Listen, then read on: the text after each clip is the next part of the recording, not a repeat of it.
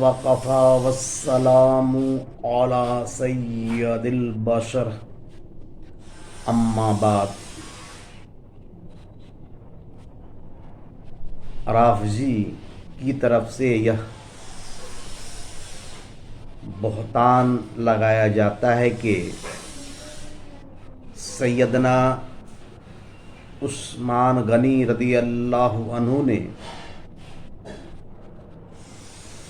باغ فدق، جس کو ابو بکر صدیق رضی اللہ عنہ نے فاطمہ الزہرا رضی اللہ عنہا کو نہیں دیا تھا، حصے میں یہ کہہ کہ انبیاء علیہ السلام کی پراپرٹی تقسیم نہیں ہوتی ہے، اس پراپرٹی کو عثمان غنی رضی اللہ عنہ نے مروان کو دے دیا۔ یہ بات صاحب مرقات نے لکھا ہے۔ دوستو، صاحب مرقات نے یہ بیان کرنے میں غلطی کی ہے۔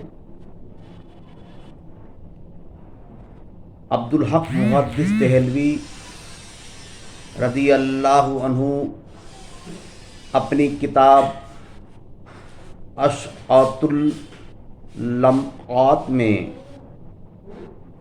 لکھتے ہیں، جو مصقات شریف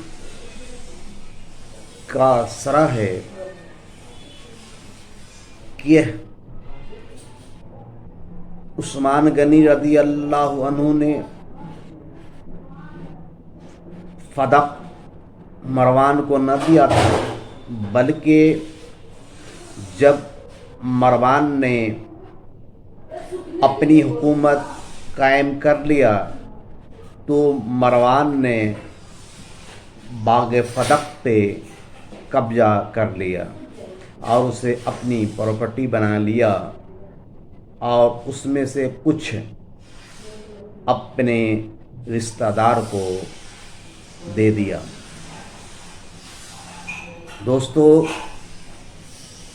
عثمان غنی رضی اللہ عنہ پہ